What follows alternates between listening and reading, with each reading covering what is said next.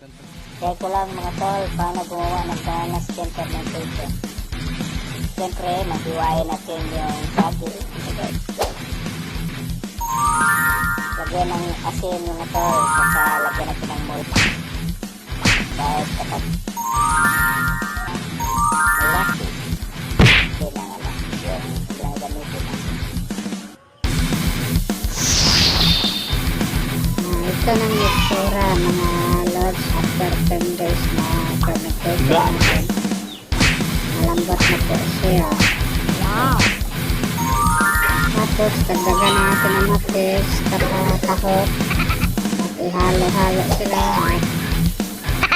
At ngayon tol, pwede na natin ipakain sa kanila yung ginagawa natin. Tingnan nyo, parang mga piranha. Tol,